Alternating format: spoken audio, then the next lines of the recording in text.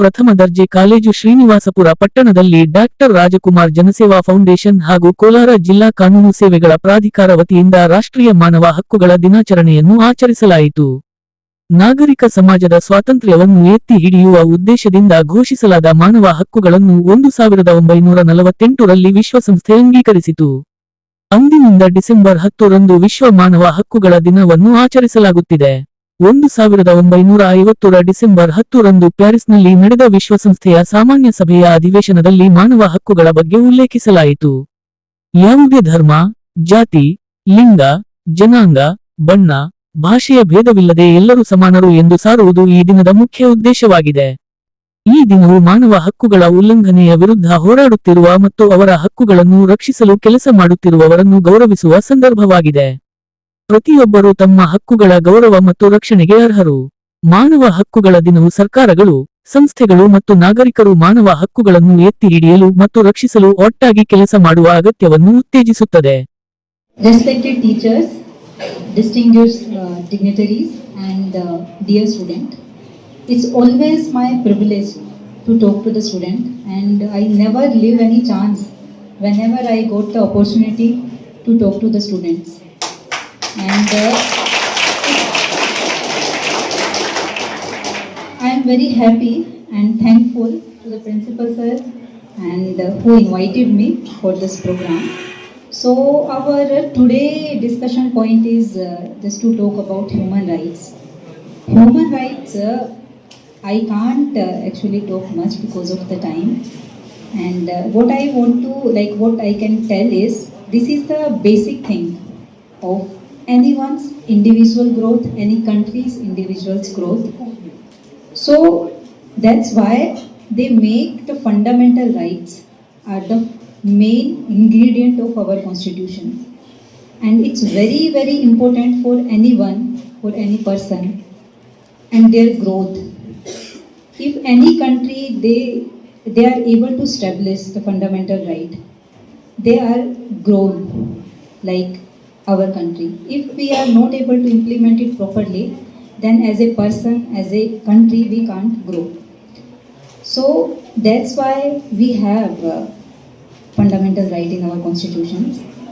But I am in police, so with respect to fundamental right, I will talk to the responsibility also, because as a citizen we give the fundamental right.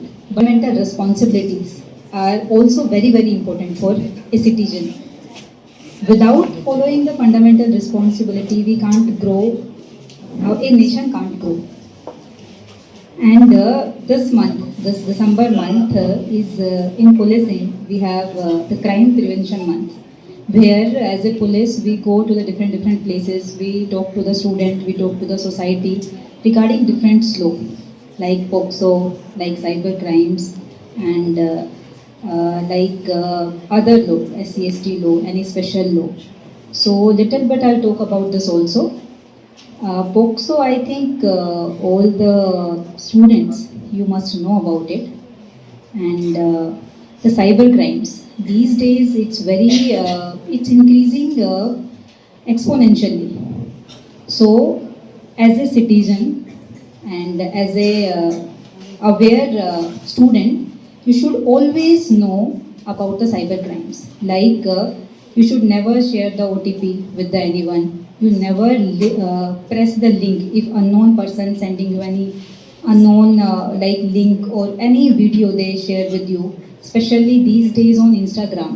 ನಮ್ಮ ಜಿಲ್ಲಾ ಕೇಂದ್ರದಲ್ಲಿ ಆಗಬೇಕಾಗಿತ್ತು, ಆದರೆ ನಮ್ಮ ತಾಲೂಕು ಅಧ್ಯಕ್ಷರು ಕಾರ್ತಿಕ್ ಇಲ್ಲಣ್ಣ ನಮ್ಮ ಇದರಲ್ಲಿ ಮಾಡೋಣ, ಒಂದು ಅರಿವು ಮೂಡಿಸೋಣ, ಮೂಲಭೂತ ಸೌಕರ್ಯಗಳ ಬಗ್ಗೆ ಆಗಲಿ, ವಿದ್ಯಾರ್ಥಿಗಳ ಬಗ್ಗೆ ಆಗಲಿ ಅಂತ ಅವ್ರು ಹೇಳಿದಾಗ ನಾವು ಆಯಿತು ಮಾಡೋಣ ಅಂತ ಹೇಳ್ಬಿಟ್ಟು ನಾವು ಬಂದಿದ್ದೀವಿ. ಏನೋ ಬಂದಿರೋದಕ್ಕೆ ಇಲ್ಲಿ ಒಂದು ಕಾರ್ಯಕ್ರಮ ಮಾಡಿರೋದ್ರಿಂದ ಒಂದು ಒಳ್ಳೆಯ ಉದ್ದೇಶ ಆಯಿತು ಅಂದರೆ ಸರಿ ಹೋಗ್ತದೆ.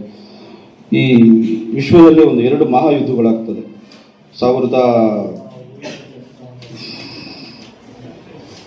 1914ರಿಂದ 18ವರೆಗೂ ನಡೀತದೆ. 2ನೇ ಮಹಾಯುದ್ಧ ಬಂದು 1929ರಿಂದ 45 ನಡೀತದೆ. ಈ ಯುದ್ಧದಲ್ಲಿ ಏನಾಗ್ತದೆ, ಅಪಾರವಾದ ಪ್ರಾಣಹಾನಿ, ಪ್ರಾಣ ನಷ್ಟಗಳು, ಮಾರಣಾಂತಿಕ ಕಾಯಿಲೆಗಳು ಬಂದಾಗ ವಿಶ್ವಸಂಸ್ಥೆ ಒಂದು ಸಂಘಟನೆ ಇದು ಮಾಡಬೇಕು ಅಂತ ಹೇಳಿದಾಗ 1948ರಲ್ಲಿ ಮಾನವ ಹಕ್ಕುಗಳು ಅನ್ನೋ ಒಂದು ಸಂಸ್ಥೆ ಹುಟ್ಕೊಳ್ತದೆ. ಅದು ಯಥೇಚ್ಛವಾಗಿ ಒಂದು ರಾಜ್ಯದಿಂದ ಬರ್ತಾ ಬರ್ತಾ ಕೊನೆಗೆ ನಮ್ಮ ಕರ್ನಾಟಕದಲ್ಲಿ ಸ್ಥಾಪನೆಯಾಗಿ ಒಂದು ಮಗು ಹುಟ್ಟಿದಾಗಿಂದ ಕೊನೆಗೆ ಒಂದು ಮನುಷ್ಯ ಸಾಯೋವರೆಗೂ ನಮ್ಮ ಹಕ್ಕುಗಳಿಗೆ ನಾವೇ ಹೋರಾಟ ಮಾಡಬೇಕು. ಇಲ್ಲಿ ಯಾರು ಇದು ಮಾಡೋಕ್ಕೆ ಹೋಗೋದಿಲ್ಲ. ಅದರಲ್ಲಿ ಏನಾಗಿದೆ, ಇವತ್ತಿನ ಪರಿಸ್ಥಿತಿಯಲ್ಲಿ ಭ್ರಷ್ಟಾಚಾರ ಅನ್ನೋದು ತುಡುಕ್ತಾ ಇದೆ. ಯಾವುದನ್ನು ಹೋರಾಟವಾಗಿ ಪಡ್ಕೋಬೇಕು. ನಮ್ಮ ಸಂವಿಧಾನ ಡಾಕ್ಟರ್ B.R. ಅಂಬೇಡ್ಕರ್ ಅವರು ನಮ್ಮ ಸಂವಿಧಾನನ ಗುರುತಿಸ್ಕೊಡುವಾಗ ಅವರು ಹೋರಾಟ ಮಾಡಬೇಕಂತಾನೆ ಮಾಡಿರೋದ್ರಿಂದ ಅದನ್ನು ಒಂದು ಎಲ್ಲ ವಿಷಯದಲ್ಲೂ ನಾವು ಪಾಲಿಸ್ಕೊಂಡು ಬಂದು ನಾವು ಮಾಡ್ಕೊಂಡು ಹೋಗ್ತಾ ಇರೋದು ತುಂಬ ಸಂತೋಷದ ವಿಷಯ. ಯಾಕೆಂತ ಹೇಳಿದ್ರೆ ಹೋರಾಟ ಅನ್ನೋದು ಏನಾದರೂ ಇತ್ತು ಅಂದರೆ ಬಾಬಾ ಸಾಹೇಬ್ ಅಂಬೇಡ್ಕರ್ ಅವರು ನಮಗೆ ಕೊಟ್ಟಿರೋದಂಥ ಒಂದು ಕೊಡುಗೆ. ಆ ಕೊಡುಗೆನ ಯಥೇಚ್ಛವಾಗಿ ಉಪಯೋಗಿಸ್ಕೊಂಡು ನಾವು ಇದು ಮಾಡ್ಕೊಂಡು ಹೋಗ್ಬೇಕು. ಇವತ್ತು ಹೆಚ್ಚಾಗಿ ನನ್ನ ವಿದ್ಯಾರ್ಥಿಗಳು ಇರೋದ್ರಿಂದ ನಾನು 2 ಮಾತು ಹೇಳ್ತೀನಿ. ನೋಡಪ್ಪ, ಇವತ್ತೊಂದು 35% ಬಂದಿರೋನು ಕಾಲೇಜಿಗೆ ಬರ್ತಾನೆ, 100% ಬಂದಿರೋ ವಿದ್ಯಾರ್ಥಿನೂ ಕಾಲೇಜಿಗೆ ಬರ್ತಾನೆ. ಇಬ್ಬರದು ಕ್ರಮ ಒಂದೇ ತಾನೆ, ಬೇರೆ ಏನಿಲ್ವಲ್ಲ? ಏನಾದರೂ ಇದೆಯಾ? ನೀವು ಯಾಕೆ 100% ಯಾಕೆ ರೀಚ್ ಆಗೋಕ್ಕಾಗೋದಿಲ್ಲ? ಇವತ್ತೆಲ್ಲ ವಿಷಯದಲ್ಲೂ ಇದೆ. ಗುರುಗಳಿದ್ದಾರೆ, ಮನೇಲಿ ಅಣ್ಣ ತಮ್ಮ ಇದ್ದಾನೆ, ಕೈಯಲ್ಲಿ ಮೊಬೈಲ್ ಇದೆ. ಒಳ್ಳೇದಕ್ಕೆ ಬಳಸ್ಕೊಳ್ಳಿ ಮೊಬೈಲ್ನ, ಬೇರೆ ಬೇರೆ ವಿಷಯಗಳಿಗೆ ಬಳಸ್ಕೋಬೇಡಿ. ಅರ್ಥ ಆಗ್ತಾ ಇದೆಯಾ ವಿದ್ಯಾರ್ಥಿಗಳೇ? ಅರ್ಥ ಆಗ್ತಾ ಇದೆಯಾ? ಏನು ಹೇಳ್ತಾ ಇದ್ದೀನಿ ನಾನು? 25 ವರ್ಷ ಕಷ್ಟ ಬಿದ್ದರೆ 75 ವರ್ಷ ಕೂತ್ಕೊಂಡು ತಿನ್ಬೋದು. ವಿದ್ಯೆ ಇಲ್ಲ ಅಂತ ಹೇಳಿದ್ರೆ ಇಲ್ಲಿ ಯಾವುದಕ್ಕೂ ಗೌರವ ಇರೋದಿಲ್ಲ. ಅರ್ಥ ಆಗ್ತಾ ಇದೆಯಲ್ಲ? ಯಾಕಂತ ಹೇಳಿದ್ರೆ ತುಂಬಾ ಲಕ್ಷ್ಮಿಗಿಂತ ಸರಸ್ವತಿ ತುಂಬಾ ಬೆಲೆ ಇದೆ. ದಯವಿಟ್ಟು ತಮ್ಮಲ್ಲಿ ಕೇಳ್ಕೊಳ್ತೀನಿ, ಓದಿ. ಒಂದ್ಸತಿ ಇಲ್ಲ ಅಂದ್ರೆ 2 ಸತಿ ಕೇಳಿ, ಗುರುಗಳು ಹೇಳ್ಕೊಡ್ತಾರೆ.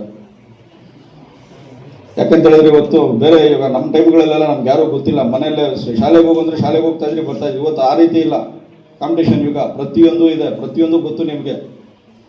ದಯವಿಟ್ಟು ಓದಿ ಅಂತ ಹೇಳ್ತಾ 2 ಮಾತು ಹೇಳಿ ಮುಗಿಸ್ತಾ ಇದ್ದೀನಿ.